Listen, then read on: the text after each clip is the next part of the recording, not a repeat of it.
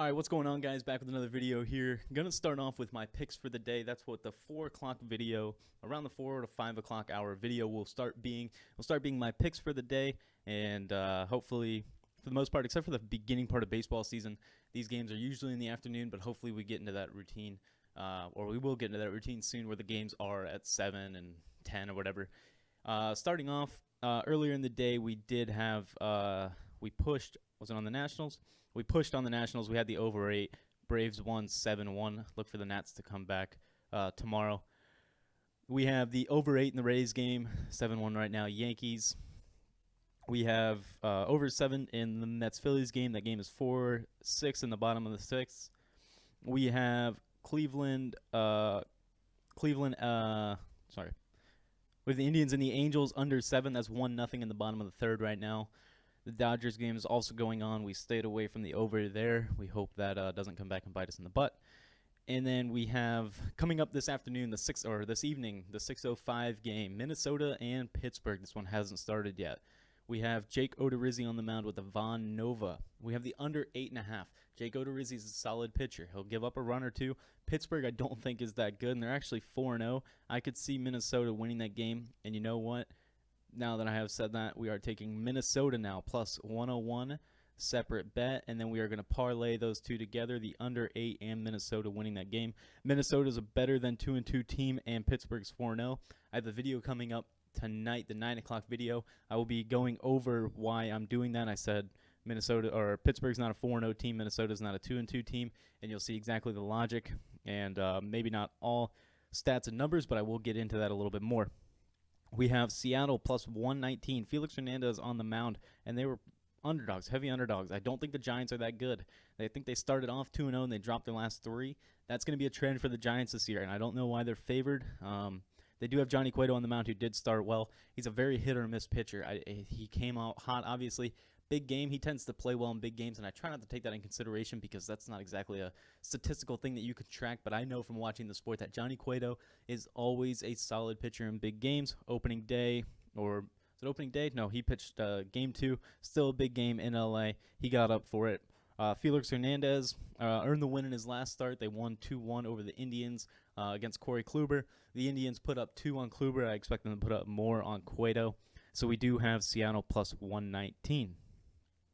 And that's all we got going so far. For the rest of the games, and something you want to keep an eye on, if I were to give my opinions on games, if you happen to have them or you want to look at them, I don't have anything in any other sport. We did win the Lightning game last night. I don't see anything that really catches my eye in hockey, and you have to be wary of these end-of-the-season things. Look at the NFL, the MLB, all of them. The starters tend to rest or whatever, what have you. The younger guys tend to play more, so we're going to stick with baseball right now. Once we get into the hockey playoffs, we will get into those bets a lot more. We do like hockey playoffs. That's straight up. Who's a better team? For the most part, who's a better team? And it works out well. We got the White Sox and Blue Jays at 7 o'clock. Blue Jays are a heavy favorite at minus 225. The White Sox are plus 201. That 225 is too high for me to like, so I'm going to stay away from that. The Cardinals and the Brewers square off at 740. Milwaukee's an underdog in that one at plus 105. I don't think St. Louis is that good. 2-3.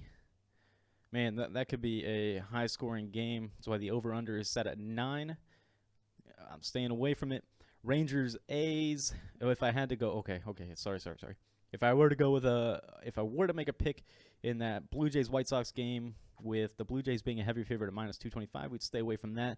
The over/under is at 9.5. Looking at the pitchers, Fulmer making his first start of the year. Sanchez, not a great outing in his first. We would say over 9.5, but again, I'm not taking it. But if you are interested in that game, that's the way I would go. Cardinals Brewers at over 9, over/under at 9. That's got to be an easy over, right? I mean, I would take Milwaukee. Nope. I would take Milwaukee plus 105. I think it's almost a no-brainer. I'd stay away from the over/under just to look for a bounce back from both of those pitchers. A's Rangers, and there we go. We just hit the over in the Yankees Rays game. Got the over 8. Cool. And then Rangers A's. A's are minus 166. They're a pesky team as well. I would take. Man, that's a tough one. I would take I would take the Rangers at plus 151. The odds are pretty good. Doug Fister, we know, can be pretty good. I may have just talked myself right into that one. I will tweet if I did get into that one. And then to end the night at a 10-10 game, Colorado at San Diego. Colorado being minus 126. I'm going to take San Diego. I would take San Diego in that game, and I can't say that I won't take San Diego in that game. That's another one that I've probably talked myself right into. I looked at these already, and already having 4 total games on the day. Nope, 4, 5, 6, 7 going. We're probably not going to take those bets. That's all I got for you. If you are interested in what we are doing with those picks that I had mentioned with the A's, Rangers, and the Rockies, Padres, go ahead and follow me on Twitter at CTIBS81. That's CTIBBS81. Thanks for watching.